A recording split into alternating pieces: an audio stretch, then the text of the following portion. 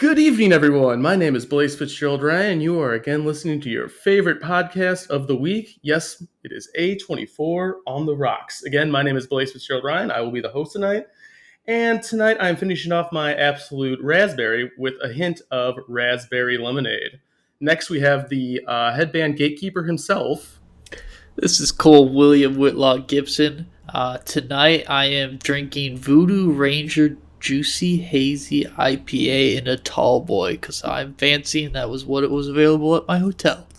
Up next we got... My name's Eric and I'm drinking a hard cider from a cellar on the farm. Up next we got my lovely wife Kelly. Hey, it's Kelly, and that cider that we're drinking is a hard red from Royal Farms in Ellsworth, Michigan. Shout out to them. No way. It's very delicious, sweet and sour, and shout out another time. And lastly, we have... Good evening, world. This is Kevin, and tonight I am drinking the same old whiskey sour that I had in the episode with Brandon and the martini shot. Except tonight I'm using Buffalo Trace bourbon, and it's damn fine. Ready to talk about some movies?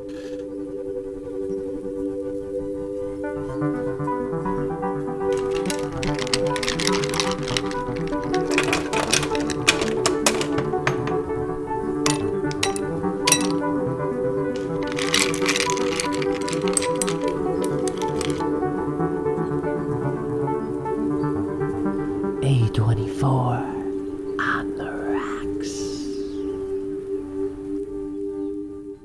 All right. Well, that's a good lineup of drinks we got tonight.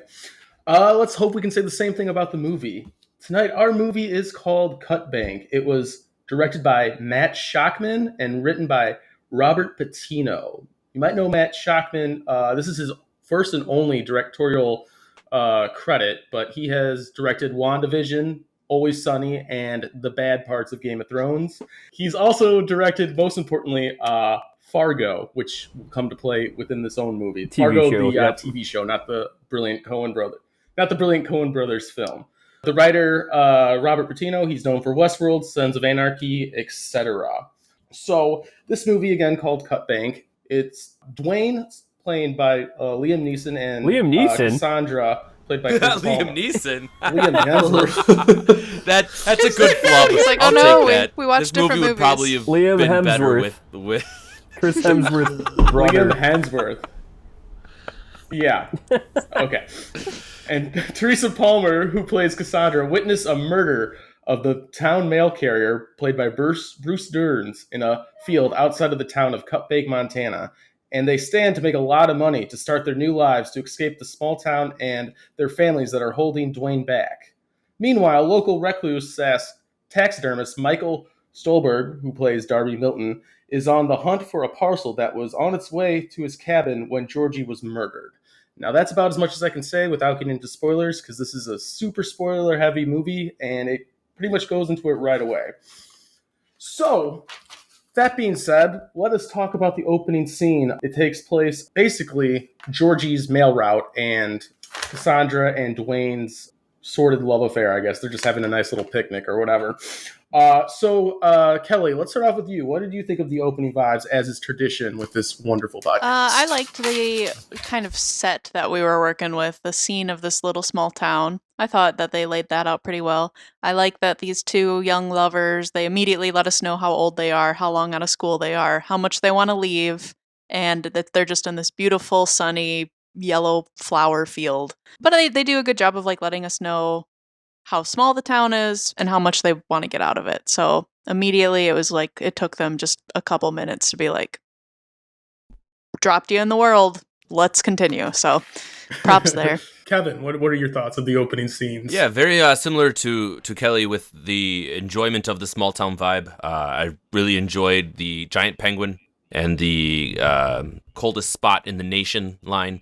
That resonated pretty hard for me, having a lot of time in the UP and just northern Wisconsin and Gerald. So that small town vibe was excellent right off the bat. I really enjoyed the color saturation in the large field scene, and then immediately the juxtaposition with the darkness of the murder I thought was awesome. It kind of hit, was pretty good right off the bat. It gave me good vibes kind of moving forward on the film, and I went, okay, I can kind of see where A24 might pick this up, and was interested, at least initially, kind of started out. Cole, what about you, man? Yeah, I think this movie came out swinging with a pretty strong start to the film. Set up a lot of the small town vibes and stuff like everyone was saying. But I really liked that the shot of them in the field leading up to the murder, and with then also following like the mailman route and stuff like that. I thought they did a very good job of just kind of setting the tone of everything right off the bat. I thought it started off very strong. I knew nothing about this movie, didn't look up anything about it, didn't read the synopsis, so right when that dude gets blasted, I was like, oh, okay, was not expecting that. It was an interesting turn. I'm kind of excited to see where the rest of this movie goes, so yeah. All right, next we go to our, our expert in the field, Eric. Mail Carrier's Day, how was it? Yeah, I am a mail carrier. I'm not a rural carrier like Georgie is, though. But as far as I know, the rural routes, you have to stop at each box. You actually have to get out of your truck because rural carriers, they don't have like normal mail trucks. They'll even have like Jeep Wranglers, I think. And they're actually driving an updated mail truck, which is a little unusual. And actually later, I see them driving a 2-ton, which is definitely unusual for a rural route. I actually think Georgie was a realistic mail carrier. I vibed with him. But I gotta say, the dialogue for everyone else, as if somebody from Hollywood just pictured small town in America and had never been there. Like they wrote them all like 1940s dialogue. And I actually looked this up. The director, Matt Shakman, graduated from Yale, and Roberto Patino, the writer, graduated from Harvard. So it was very much like an Ivy League elite view of small town rural America where they think everyone's stuck in the 1940s. Oh yeah, they definitely viewed the setting as a flyover state, in my opinion. So going off of that, I wanted to ask Eric specifically, since Eric, after watching this film and getting to know Georgie's character, are all mail carriers really just a facade of smiling public servants and actually just creepy, perverted, crass weirdos? I can tell you that we have employed some of the weirdest people in the whole country. Like half of the people I work with probably could not be employed elsewhere. Not to denigrate all mail carriers. I mean, it's a good job to have when, you might not have a college degree or something. I do, but a lot of people I work with don't. And this guy, especially, he does remind me of some of the older, pervier mail carriers. They don't have any social skills whatsoever. Not all of them are like that, but also the mail clerk up front, though, way too nice. The mail clerks, she was a sweetie. The people that work at the front desk, They're the worst. all are similar to like what you'd picture. Yeah, they are like DV or DMV workers or Secretary of State workers. They are not ever that nice. They're the squirreliest of all of them. The squirreliest are actually the people that throw the packages in the morning. Those are the people that come in at 4 a.m., get out at 12, and they just hate everybody. But besides that, I actually think Georgie was actually one realistic character in this movie. Good to know. So I asked Eric earlier, sorry to cut you off, Blaze. We're referring to the scene where Georgie gets gifted the pie by the nice old lady. And I asked Eric if he had ever been gifted, food as part of his route. And Eric says that yes, he has. But he's vegan, so unfortunately don't give him any meat or cheese because he'll toss it straight in the trash, just like Georgie. So, realism! Hooray! Yeah. Yeah, people have given me chocolate for Christmas, but I don't eat milk chocolate. Chocolate if it has milk in it. So I either try to give that to coworker or Kelly's mom. There's even a person on your route, and I swear we'll get back to the movie shortly. But when Eric and I got married, it was a woman on your route, right? She bought me jewelry for him to give to me with little like mail stamps on it, and I'm like, actually, people are the nicest ever. Yep. That's the sweetest thing. Yeah. I appreciate a good customer, and I'm always nice to them, but there are definitely some bad customers out there, which we'll see one of the worst customers later. And that's what you got paid for burning all those Trump ballots, right? Sure. Probably delivered more. The place I deliver, I probably deliver more Trump ballots than anything else. True. Well, speaking of bad mail customers, I guess main character 1B or 1A or however you want to call It's Darby Milton, played by Michael Stuhlbarg. Derby. Anyways, Derby Milton. So Derby. Derby Milton is Derby. played by Michael Stuhlbarg. Derby. Derby. Yeah, that's what I heard. I thought he was dead. That's what the little kids Yeah, called him. ain't you Actually. dead? Yeah, I thought you were dead. So, boy, you guys are really killing my questions.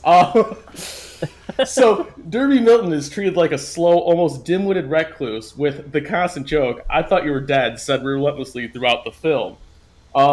Was he treated fairly at the beginning prior to what you get to know about him later? Or do you think people, were a little mean to him, especially at first? Cole, let's start with you. I haven't heard from you in a minute. Yeah, I mean, I don't think anyone was like blatantly mean to him at the beginning. I mean, like Eric alluded to, the mail lady at the front desk was a sweetheart to him, even held his poor little hands with his grubby little fingernails. But I mean, everyone it was just a funny. I enjoyed the reoccurring theme of, "Are you Milton Derby? Aren't you dead?" And then they go on with their lives. But yeah, I mean, after like the first couple times, it started. Yes, people started being kind of assholes to him and being a little mean to him because he's a little creepy, and then he takes a turn for the worse. So, Kevin, what about your thoughts? Well, do you think he was treated fairly? It was interesting to me. It was almost like every person who saw him knew about him, but wasn't like reviled by him, if that makes sense. So everybody who recognized him, even though he hadn't been seen for what this film set up to be several years, still immediately recognized him.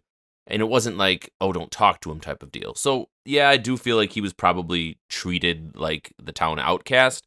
But at the same time, I feel like that kind of set up the way the viewer was supposed to feel about him themselves. So not really knowing too much about him, but knowing that he's going to be a big deal. At least that was the vibe that I got right off the bat. And we kind of just see how that plays out throughout the rest of the film. Perfect. Kelly, you got anything to add to that? Or No, I just don't really think that anyone was overtly rude to him. He was just the hermit. And then the kids kind of have like a Boo Radley kind of superstition about Derpy Milton living out in the cabin in the woods. But other than that, everyone else was just like, "Hey, I remember when we used to actually see you all the time, and look who's back." And then when he reveals that how he is as a person, that's when they get rude real fast. Fair point. Okay, so like I said, the synopsis was pretty quick because the twists come pretty fast and heavy in this movie. So I'd like to talk about the first twist, if you guys don't mind. Spoilers ahead, okay, but you should have already watched the movie by now, so for any of the listeners. So it turns out Georgie, who was shot, it turns out that his death was faked. He was helped by Match, who was a deaf Native American. Do you guys have any thoughts about or feelings about the first twist, especially like where you thought the direction of the movie was headed after the first twist? I was surprised at first. I got to say, I didn't fully see it coming. So this is going to be a critique of, my whole film. I don't think Liam Hemsworth is a good actor. I think his brother's a much better actor. There's a reason that Liam Hemsworth is just kind of known as Miley Cyrus's one-time fiance. When that was dropped, I don't know. I didn't guess it coming because I didn't see anything going on deeper with Liam Hemsworth's character, Dwayne. I didn't see anything deeper going on there. So I was like, oh, okay, this is where we're at now. Yeah. What about you, Kevin? Do you think that maybe Georgie would have turned into the villain of the movie? Or did you think, what did you think of that first swerve that they threw us? So I enjoyed the mute Match actually a lot. I thought his character was kind of cool, even though he wasn't able to actually speak at all. I thought that whole twist with involving Georgie and, of course, Dwayne and how that revealed itself was very interesting. I especially enjoyed the scene where Match goes to the reservation at home and plays tag with the younger kids and just kind of sets up that this guy is truly only doing this for the money and for potentially his family or the reservation, and just gets put into a bad situation at a bad time. It paints Georgie and Dwayne as manipulators. It paints them as taking advantage of somebody who, was just simply trying to get by for his family. As far as the twist at the beginning, I was kind of focused on the scene with John Malkovich in the living room when he sees it for the first time, and kind of focusing on his character's reaction, the clear weak stomach from a police officer who had never seen a shot or a murder before. And that whole scene in general is kind of set up, continued to keep me interested, at least for the first 20, 30 minutes of the film. And then we kind of see it devolve from there. So the cinematography, I thought, done by Ben Richardson. This movie was filmed in Alberta, I believe Edmonton, Alberta, Canada. What did you think of the wide shots in this movie, Cole? Especially like showing, a fading, dying Montana town. Did you think they did a good job at captivating that? Yeah, I mean, I think in general the cinematography was fairly good. There's a couple shots that I enjoyed a lot more than others. Like again, like the field shots I thought were done very well. I guess some of my critiques, they talk about Cut Bank and talk about being the coldest city in the U.S. and all this stuff, and it's in Montana. And I mean, my third note for this whole thing was weird Fargo ? And it's like they're clearly playing off of that, but then there's literally no snow. Like there's no reason that this is in Cut Bank. There's no reason it's cold. I don't know, just like none of that felt needed or necessary. Quick aside though, it's funny that you mention it. So Cut Bank, Montana is a real town, and that penguin actually exists. Yep. But I looked it up just to make sure, and it wasn't the coldest day ever in the continental United States. That was Rogers Pass, Montana, which is 2 hours away from Cut Bank. And the coldest average is in Mount Washington, New Hampshire. So I don't know where they're coming off saying they're the coldest place on Earth.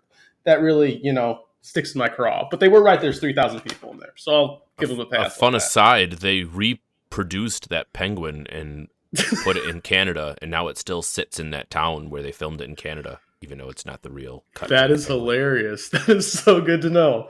I really like that penguin. Kelly, same question about the cinematography. Did you get any good vibes off of it? Did they show the town and the wide shots well enough? I know there was a lot of A/B camera work in the dialogue, but what about the establishing shots and stuff like that? I'm with Cole that it was just kind of average, better than it could have been, but not anything amazing. Specifically that shot that Kevin was just talking about with our sheriff. That was our first slow pan zoom in on his face when then he jumps when the gun is fired, and that was emotive. That brought something out of me. That felt a little more artistic. So take this with a grain of salt. I've never seen Twin Peaks. I've watched maybe 2 to 3 minutes of it, but the vibe of the camera work and also the characters in here is the impression of Twin Peaks to me. So that's the flavor I got. First of all, you should watch Twin Peaks. That's an amazing show. And then Fire Walk with Me. Anyway, so on to my next question. John Malkovich and Billy Bob Thornton play friends in this town. They're both old-time friends, and they've just been townies for their whole lives. Billy Bob Thornton plays a man named Big Stan and plays a no-nonsense hard case who makes Dwayne refer to him as Sir, while Sheriff Vogel, who's played by John Malkovich, plays a trepidatious, meek officer who seems way over his head and is always 2 steps behind Derby in the hunt for Georgie.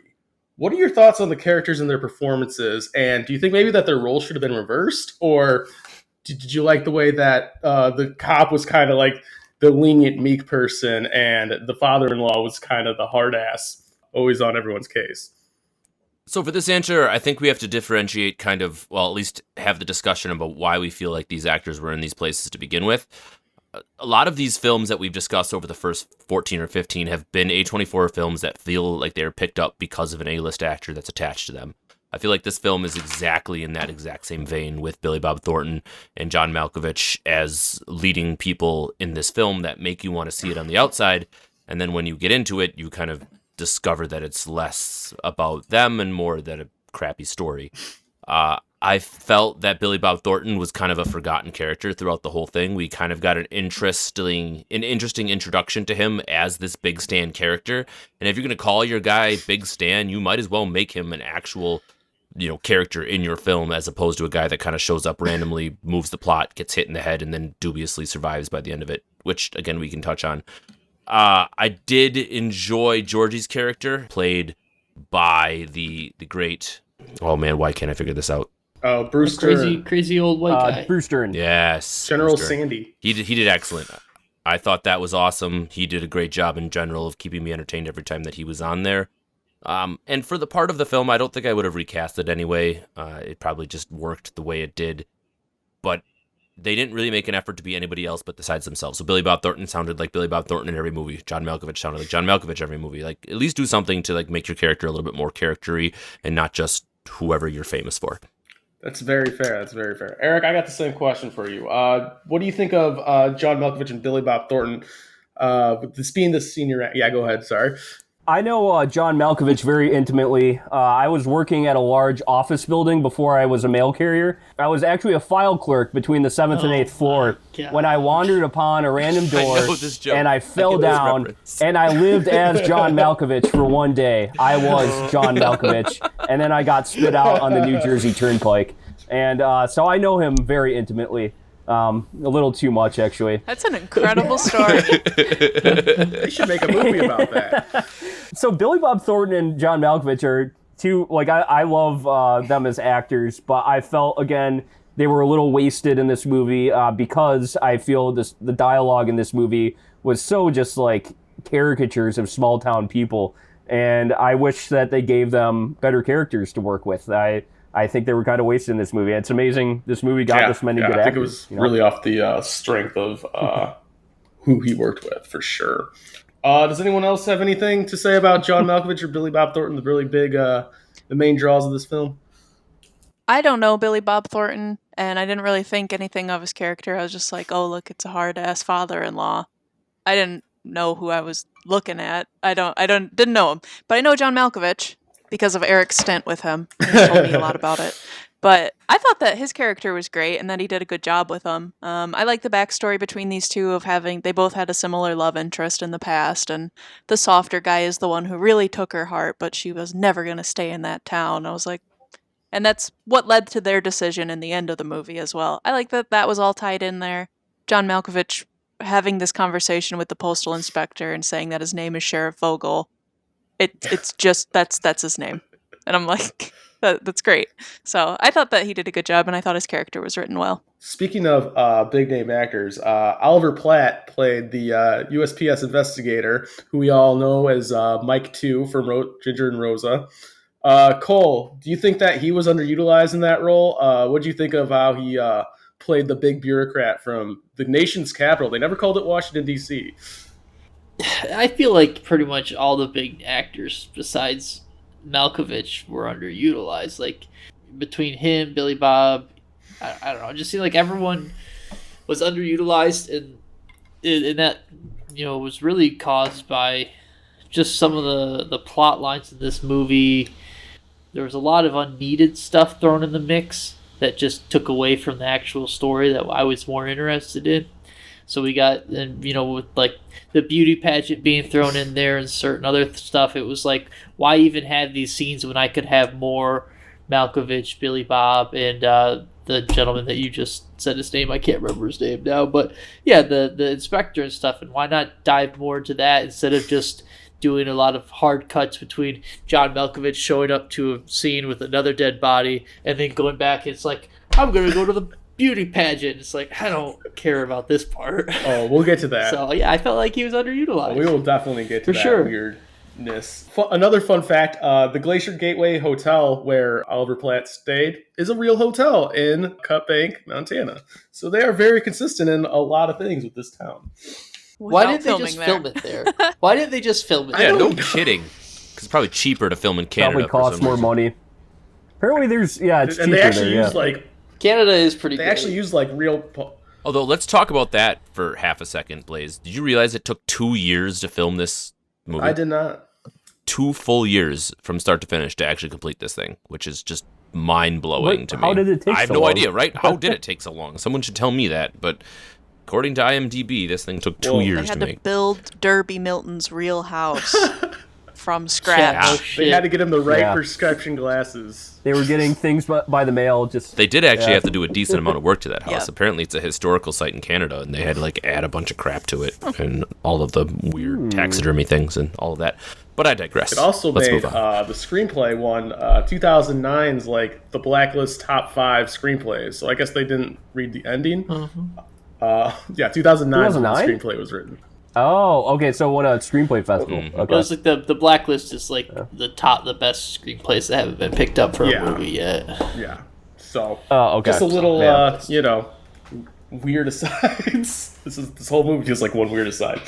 Honestly, that's exactly For it. real. Yeah. So let's get on to the second twist, and this is going to be a group activity. So the second twist is that it turns out that Dwayne is actually the quote unquote mastermind of this whole operation about faking the death of the mail carrier to get the money, so he can put his ailing dad in a better home, like a actual like nursing home instead of the at home drunk nurse. So my question is. The director proposes us this question of morality. In your guys' opinion, Dwayne, Georgie, and Dwayne and Match especially, does their reason to pull this heist off outweigh the crime itself, or is it black and white and they should never pull a stunt like this, regardless of the situation? Well, one, I don't think USPS would ever give anybody $100,000 if I went missing. They would sooner piss in my shoes before giving somebody $100,000. Yeah, that was a little unrealistic, but either way, their reason for doing this to get $100,000, I mean, I think it started out kind of as a victimless crime. I guess the victim would have been USPS. But it started out kind of like as a victimless crime where, okay, we'll fake this guy's death, we'll probably split all this money, and we'll all be good. I wouldn't do it myself, but as far as crimes go, there's worse crimes to do. So I don't know. I think that philosophically, I'm on board with what they did. Like I'm okay with it. I'm like, there's a lot worse things. But and it didn't make me feel like any of them were bad people necessarily. I mean, Georgie was a perv, and he was kind of a weirdo, but. Either way, the others, I didn't think they were necessarily bad people for doing it. Perfect. So, Kevin, what would you do in the situation, or is their situation justified? So my first thought was why did they decide to pull this type of heist off in such a small town that they clearly set up that everybody knows everybody at all times? Like that to me was like, no, maybe you shouldn't do that because these guys are all well known and it's something simple. But at the same time, it might be the idea of a open and door shut case. It was really obvious as soon as they panned to that poster with the $100,000 on it, what was happening throughout the entirety or the reason they were doing it. I guess I can see it, right? An aging postal worker towards the end of his retirement, probably convinced he'll take $10,000 or $20,000 off the side. Match, we already talked about, he's just looking out for probably his reservation and his family. And Hemsworth just wants to get out with his girl. So everybody has the right motives in place, so they definitely did a good job of kind of giving us a reason why they would try to pull this off. And then, of course, the linchpin in this whole thing is the Derby Milton wrench in the operation, which actually did a pretty good job of showing us that he was single-handedly responsible for screwing this whole thing up, which we'll kind of get to, I'm sure, when we talk about his character in general. But I can see the motives of these characters, and it was believable for me, at least, from a viewership standpoint. I don't think if you split $100,000 that you'd be able to move to California nowadays, or like even 6 years ago, you might be able to get like a homeless shanty in LA, but that's about it.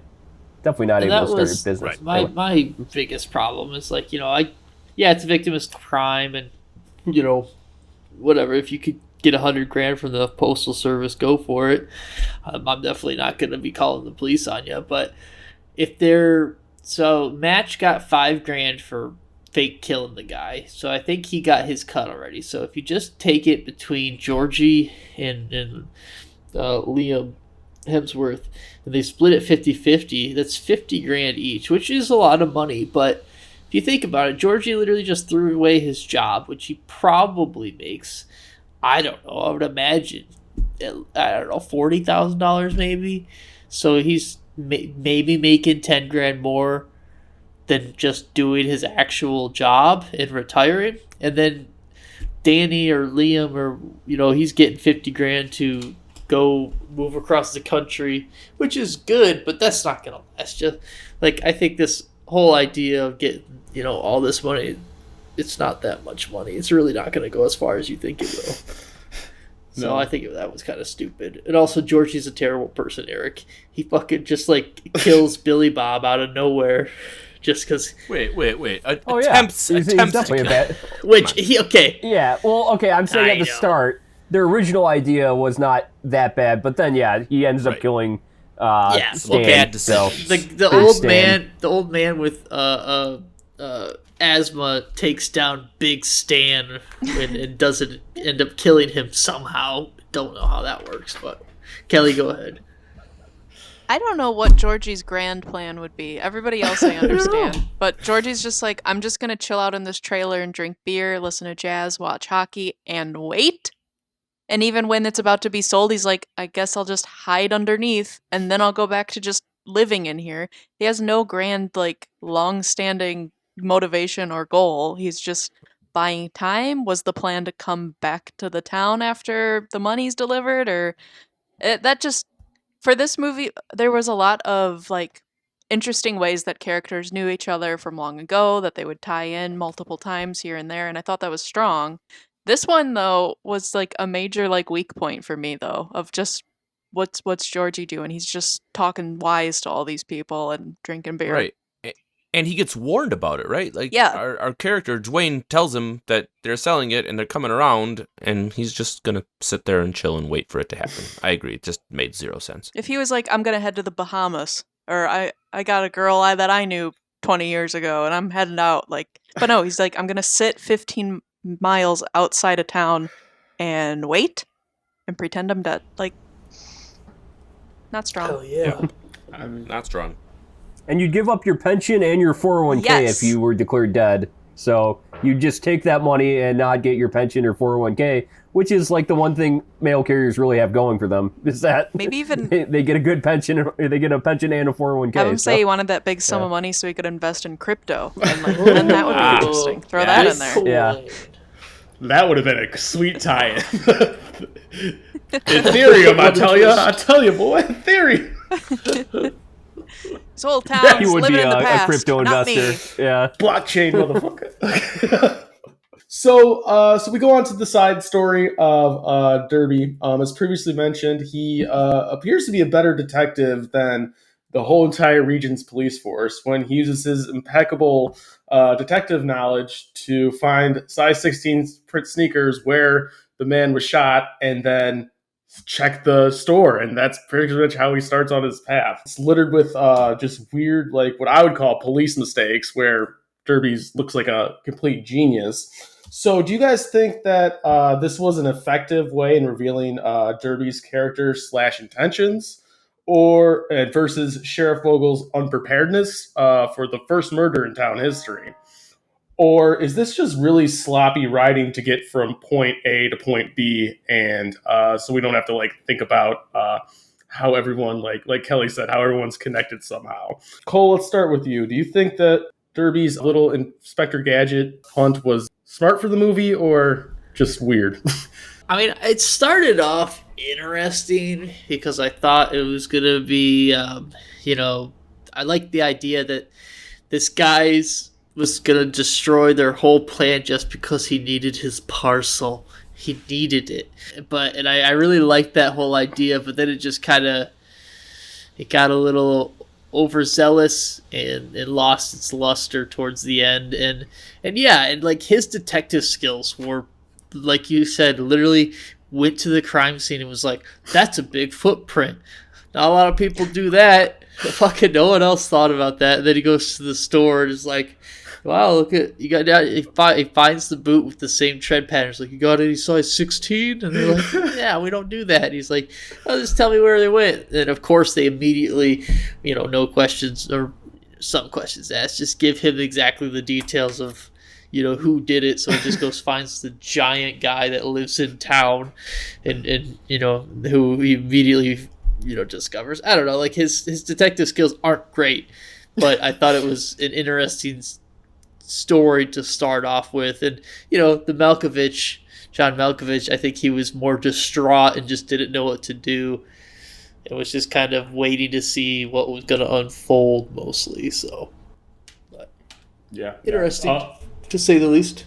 I wanted to start out saying this is one believable thing for me. I could totally believe a customer, if they didn't get their parcel, they would go on a killing spree. Because if you met some of the customers that I had to deliver to in 2020, when the supply chains were completely fucked up and they weren't getting their parcels for a few days, they were cussing me out for not getting their parcels for like a few days after they were supposed to be delivered. And yeah, it's just like I can't do anything about it either. It's like a truck comes to the post office, drops off parcels, and then I deliver it. So I cannot do shit about that. So like I actually like Derby Milton's subplot. That was the one entertaining, like kind of interesting part of the movie to me, and I really like Michael Stuhlbarg, who plays Derby Milton. As far as Sheriff Vogel's incompetence, I mean, he is a small town sheriff. I guess Derby Milton being this complete recluse, knowing exactly how to mount an investigation like this, that's a little unbelievable, but that's something that I think I could suspend my disbelief for the sake of the movie. Kevin? So right away from the beginning, and I've kind of alluded this already, that I thought that Derby Milton was, and you even alluded to it, Blaze, his main character 2.0, right? He's the driving factor in the majority of this film.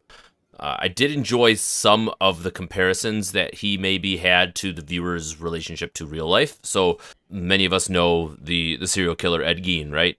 There's a lot of similarities between, I feel like, Derby Milton's character and kind of Ed Gein being the recluse that he was, the small town guy, and some of those things. We also see some references to other famous movies where we see some references to Psycho, right? Norman Bates and Buffalo Bill and The Silence of the Lambs, kind of some of Derby Milton's fascinations with like taxidermy, echoing some of Norman Bates, and his preserved room has the undertones of like the Buffalo Bill desire to preserve bodies of his victims.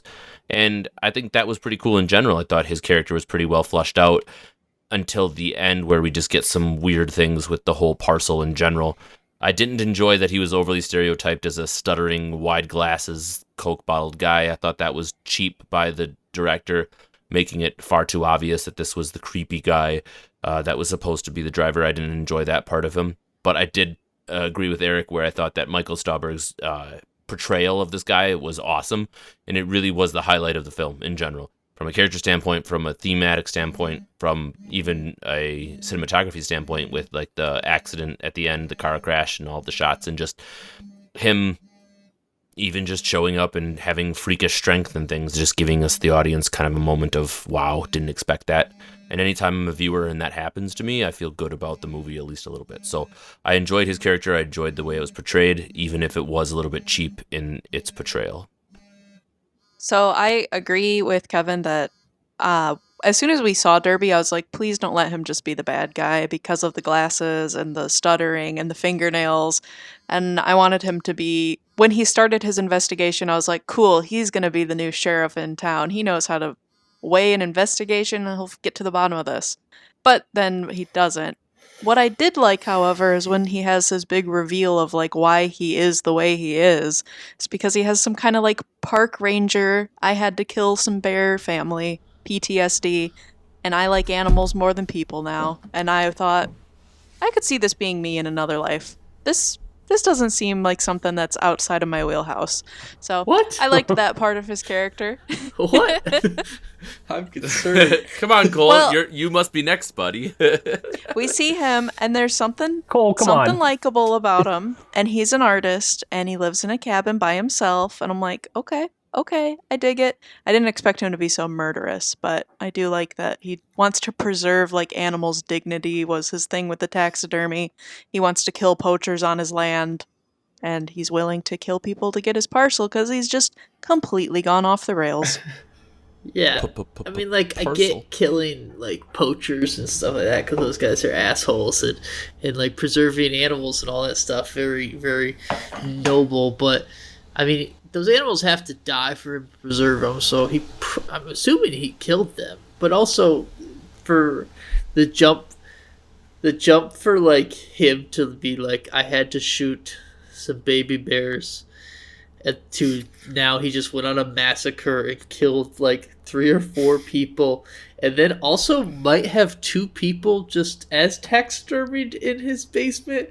Like, Right. that seemed like a pretty big jump, but you know, Kelly, Yep. if that's the pathway that you might see yourself on, I will stay I far might have away. been exaggerating.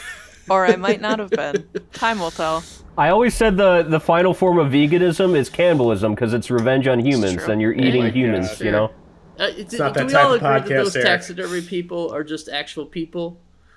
I don't. Yeah, that was going to be my question. I think so. It'd be hard to I preserve was the going to ask skin. all you guys. You'd have to keep them in the freezer, I'm right? convinced it's his parents, which is why the whole lunchbox is such a big deal, or whatever. Someone sending him mementos of his family that is no longer with him.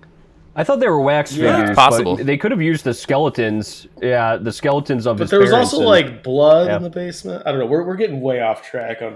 I like that thought. Yes. So was anyone else thinking the reverse twist for Derby though? As you guys said, he was so like gun pointed at him that he was like a serial killer. You know, I need my parcel. I need my parcel. Big Coke bottle glasses, quiet, the strength of 50,000 men apparently. Did anyone think that they were gonna like swerve and maybe he wasn't gonna be the bad guy? That's what I was hoping for.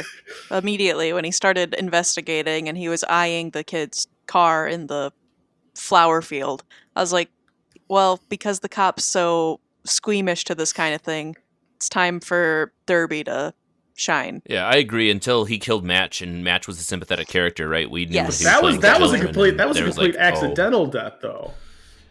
Yeah, Match but was at the same throwing time, he was knives about at to rip his the- trachea out. Like, Yeah, you he get him on grabbed the straight force for his choke. throat. Yeah, I think that violence came out. I for don't think sure he had right the there. intent of killing him though.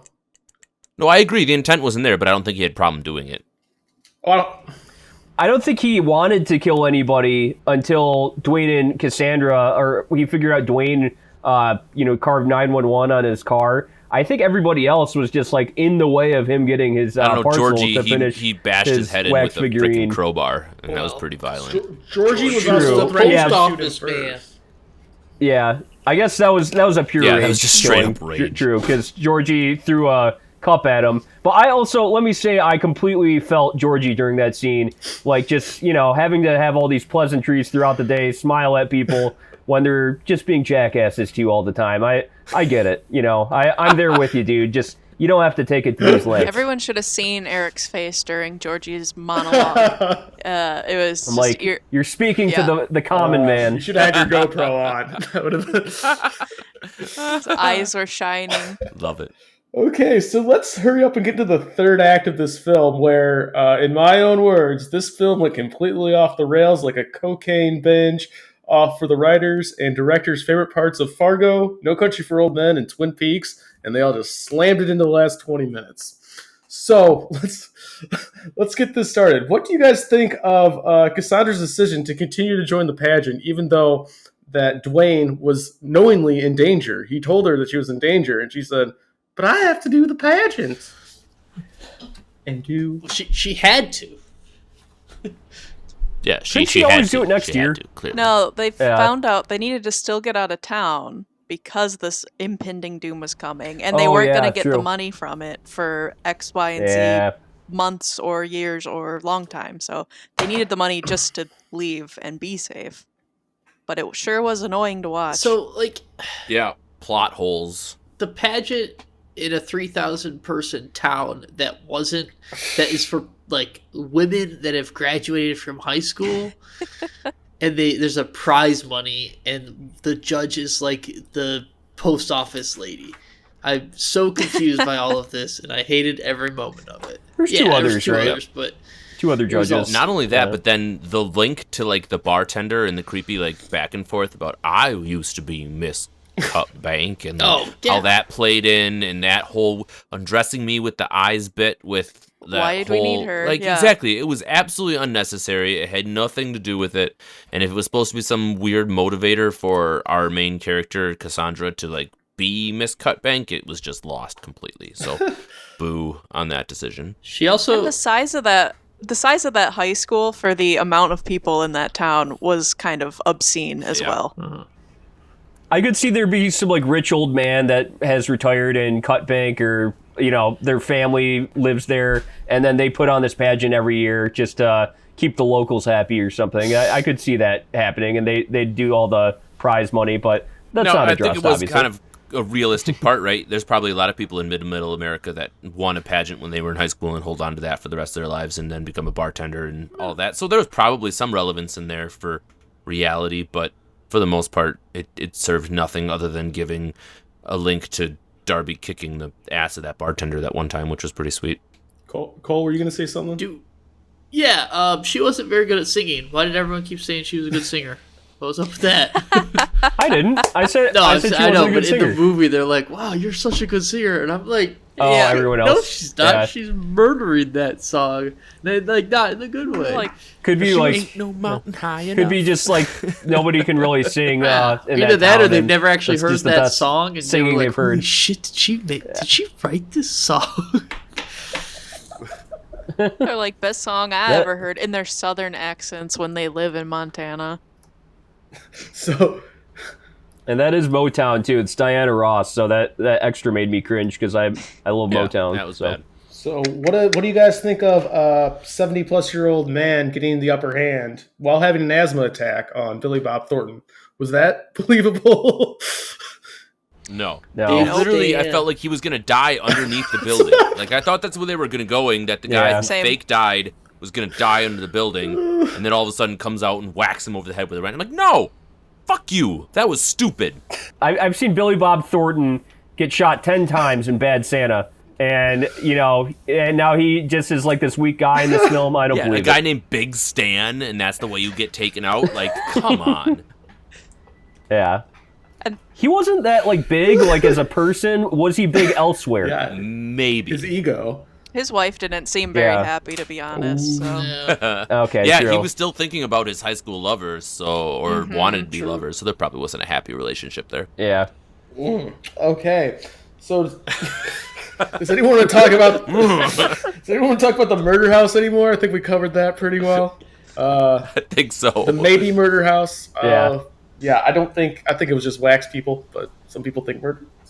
Did we care that, like, Dwayne's dad and Derby were even That's the only reason why knew each other? Did the only reason did why that his dad was matter? there was for that That's soul interesting. story. We haven't talked So about stupid. Dwayne's dad at 'Cause all he until like doesn't right matter. now, and that shows how Didn't little matter. he mattered. Didn't matter at all. But he was supposed to be this big plot driver, but nothing. Yeah. Supposed to make you feel bad for Dwayne, Yeah, I maybe. think Right. that's I don't all. know. It's like, oh, this is why why he wants to get away. It's like his dad's His dad's a vegetable. just That's fine. die- Or dying, he it's needs to- actually the he opposite, needs I to get think. away That's from- why he's still yeah. stuck I there. will say the scene where he almost let him He's stuck die there, but- with yeah. his machine was a little bit compelling. I did find that actually was a like, good oh, scene. is he gonna let him die? Is he? Oh, what? That was actually pretty good. Yeah. Yeah. Okay, so now this one's going to go especially for Cole, because I know like Cole likes to poke holes in the science of the movies, so to speak. So the hostage scene when Derby is taking them to the to the par- to the parking, or not the parking, the storage garage, and so he finds out that Dwayne had scratched 911 into the door, and he's like, "Oh, I was going to let you go, but not anymore." What do you think of the modes of death to get rid of the last witnesses as empty packages, Cole, with loose duct tape? Yeah, I thought that was the stupidest way possible, and it was clearly just like a big like plot hole of like, how could he possibly kill them in a slow fashion to where we could actually save them at the end? Like when he was bringing out the Right. bags, I thought, oh shit, he's gonna just execution, blast him in the back of the head, and that'll be the end of the movie. And then it was like, no, I'm going to put this bag over your head and I'm going to duct tape it and then you're going to slowly suffocate to death, maybe, depending on how good of a duct tape job I did. Yeah, that was... And also those bags, they didn't seem like they were 100% plastic. They looked like they were like maybe like a plastic fiber, so they were probably still somewhat breathable. They didn't look waterproof, so those guys probably would have just been fine chilling in there for a while. So, for Darby being like a cold-blooded murderer and then just goes, I'm going to, get a creative way to kill you guys by duct taping back to your head. It was stupid, but, I guess... He's like, but this girl just won a beauty pageant. I can't cut these people all to ribbons. Yeah. No, not them. Yeah.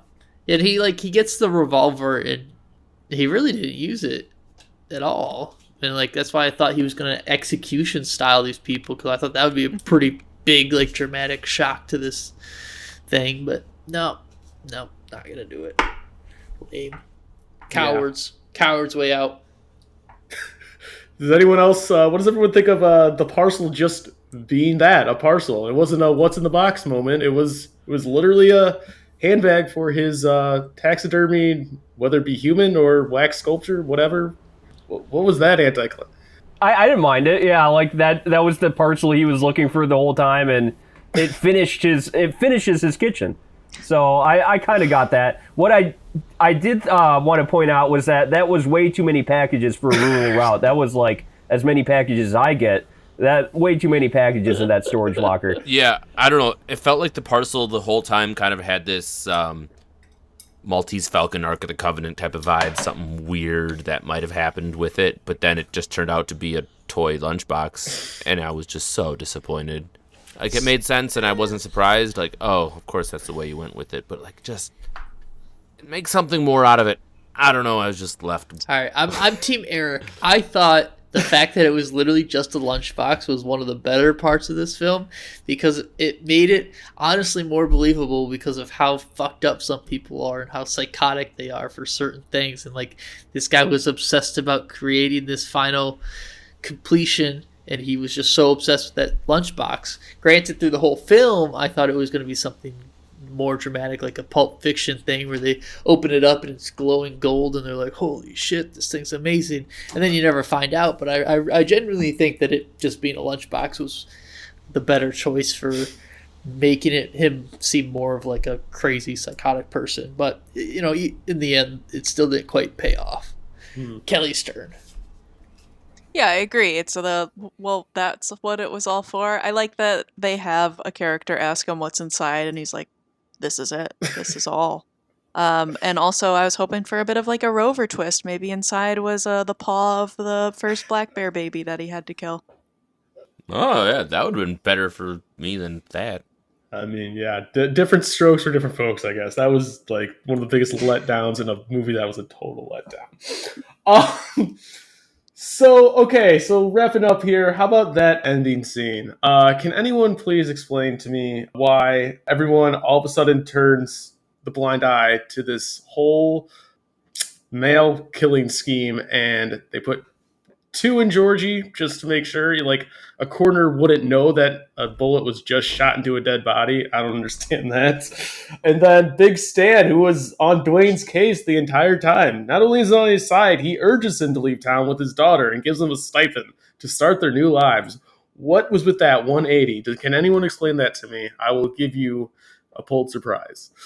Yeah, I mean, the only thing I can think of is it's reestablishing the whole idea of the small town taking care of each other and that everything's okay in a small town type of deal where there's no consequences for your actions. And it also kind of maybe allows the viewer to feel sympathetic with our main characters. You had asked us earlier, right, if it's a victimless crime. Maybe that's the theme. Maybe that's what we're trying to think about this whole time. Like, oh, well, it might have been a good idea if they would gotten away with it. But at the end, I just don't think there was any real commentary on it, and it was just not, just a bad ending. I just didn't enjoy it as a viewer. Yeah, they probably could have got the whole town involved, and they all would have helped out, I think, as part of it. But I also think that the motivation we're supposed to find from these two old guys is their shared love for, was her name Saline? I don't remember. Celine. But I think it was something Celine. like that. Some Celine. I'm going to go with Saline. So they have that conversation right beforehand about she gave you the lucky foot and blah, blah, blah, blah, blah. But they both wish that they had left with her. And they're like, well, we got to give this guy and my daughter the opportunity to leave. Because they tried so hard and look how many people died. So I guess it's fine. Yeah, I guess. God, we are really grasping for straws. Anyone else? I guess, yeah, it was just kind of like, this is the kind of help you get in friendly small town America. The cop will help you, give you a break from your crime. And yeah, I don't think it's realistic. And also, like, again, I'm going to come back to this whole portrayal of small town America as these kind of, not picture us 1950s community where they also talk like they're from the 1940s/50s. It's not realistic. Like, where's the meth? Where's the opioid addiction? Where's the racism? Where's the incest? You know, there's a lot of stuff they're missing out on in small town America nowadays. Breach. Please clip out. Where's the meth? Where's Yeah. Where's the meth? Where's the local beef? meth Oh, head? he was. Jesus. And again, they're all going down once the coroner sees that the body was just shot 20 minutes ago. So I guess that would be a great. But it's a small Yeah, town and coroner, wasn't- so they're in Wasn't on the it body too. So also investigated when he was still in the trailer? There were cops all over, and the news was there, and they were investigating his body right then and there. right, exactly. And then they saw it and it didn't have any bullet holes in it, and now it does. Like, yeah, I agree. Yeah. That's just a massive plot. He's a mail carrier. You can Yeah. you can just shoot us in the gut and nobody gives a shit. Also, silencers don't work that way, and bulletproof vests don't work that way. I hate Yep. that scene. It would have just Stupid. destroyed the gurney the body was on, and everyone would have heard the gunshot. Oh because my God. silencers Right, and then aren't they double actually down on silencers. it by saying, "Oh, I've never used my vest before." Like, come Yeah. on. Oh, clearly, sir, because you just Just- blew this whole plan wide open. That's the movie. Does anyone have any parting words before we get to these wonderful grades? I did enjoy the 420 on the cop car. I thought that was funny. That was good. I did read a little bit of Yes. trivia on it. Apparently, that whoever created the decal for the movie put it on there, and they didn't like it and tried to remove it, but they didn't have time, so they just went with it anyway. Even though they That's took funny. 2 years to film it. That's it. That was the My reason. favorite line in the whole movie was when Derby Milton finds Georgie and just says, "I thought you were dead." And I was like, finally, this is the payoff I wanted in this movie, and I was like, And that's how bad the movie is if that's your payoff. Yeah, I was like, this That is was what funny. I wanted. This is what I was waiting for. If it would have gone black and just said Finn, and then rolled credits, that would have been a B. Right. Yeah. I guess we're going to find out if this is as bad as Revenge of the Green Dragons for some of us, because... The last thing I want to say before we get to grades is the final song, "Cut Bank Montana" by Hank Williams Jr. I fell in love with it. It's been on replay in my headphones for the past day now. Very, very good song, and maybe they should make a movie off of that Cut Bank, because that sounded like a more interesting Cut Bank. Anyways, let us skip down to our favorite part of the show, where we grade the movie. So let's start off with Kevin this week. Kevin, what are your final grades on Cut Bank? All right, so I've alluded to a couple of my criticisms throughout this film already and during this review. I think that the A-cast was put into this film only for the sheer sake of selling tickets and or getting hype, and that they didn't do a particularly fantastic job with the roles they were given or the script they were handed. A couple of shout-outs. We do have John Malkovich being himself and Billy Bob doing his thing, but they weren't written into characters that were compelling enough for the viewer to really care. Derby Milton is the co-star of this entire thing, if not the most important part of this movie. Michael Stuhlbarg does a great job, I felt, of kind of bringing him to life a little bit and getting past the idea that the writers put him with Coke bottle glasses and a stutter. I do think that there was far too much comparison to things like Fargo or Blood Simple. I felt that it was attempted to be a Coen Brothers epic where it really just fell flat and wasn't even half that. At the end of the day, I think this movie's forgotten in history. It doesn't do anything to really make us feel anything at all. It's far too cliched in the world of violence and over-the-top heist films. And I really just feel like it could have just been better off not being created at all, or even left off of the A24 brand in general. I think that this movie suffers from everything from the beginning to the end, and it doesn't do much for me. I will not recommend it to anybody else, so therefore it gets a D24 in my book. 24. And that's all I have to say. All right, Cole, what do you got to say about this movie? I liked the cast a lot of like the Billy Bob Thornton and Malkovich and stuff, and one of my notes was I love the crazy old white men cast that they got going on because they had the trifecta, but yeah, just like Liam wasn't very good at acting. His girlfriend was terrible. There was a ton of extra plot stories and bullshit going on that made no sense, no reason to be there. And with other movies, like Kevin alluded to, like Fargo and stuff, or No Country for Old Men, and just other movies that are just have done this, have done it better, are just way better, like ones that I would recommend to everyone to watch compared to this one. This is a movie that I would not recommend. I think there's better options out there. There's better use of your time. I wish I liked this movie more. I thought it had had a lot going for it. I thought it could have been something unique and cool, but it falls short of the A24 vibes and falls short of being a interesting film to me. So with that, I gave it a D plus 24. All right, Kelly. Yeah, so my major bullet points have already been touched, and I completely agree with the two men who spoke before me. The strong point to me, like I kind of said earlier, was just the way that everybody was tied together and the way that they kind of introduced that, as well as figuring out who was involved in the plot to fake this thing. They kind of revealed it like a slow drip of, oh, and they're in on it, and they're in on it. Thought that was interesting too. That said, I think that this would be a better book. That would play better for me as far as imagination and how you could, like, the characters I feel like are well fleshed out and that you could do a lot with them to just tell that story. I just don't think that the movie did a good job of it. And I don't think that it was very interesting at all. It was just, I was like, what's one word to describe this movie that was not just like, we watched it yesterday, I kind of forgot it today. It just didn't stick with me. There's no stickiness, and it's just kind of lame. It's just a lame movie. That's how I felt about it. So I was going to go with a D minus 24. D minus. All right, Eric, can you pick this movie up out of the D range, or... Unfortunately, I don't think I can. Like I said, they did cast a pretty good cast, except for Liam Hemsworth, who I just don't think he's a good actor. I don't think he should act anymore. Stick to having sex with famous women or something, because you are still good looking, I guess. I think the dialogue in the script was really wasted on people like Billy Bob Thornton and John Malkovich in here. Like, I just think it was so out of touch, and it just not realistic dialogue for people that live in, well, I guess as of now, it would have been 2015 America, and I'm going to give it a slight bump because of Georgie the mailman. That whole monologue that he gave, I was with it, and I actually think he was unhinged, and maybe that's why I think he was more realistic as a character. I still think the plot of Derby, trying to get his lunchbox back, I was on board with it. I was okay with it, and so I'm gonna give it a mailman bump up to a D24.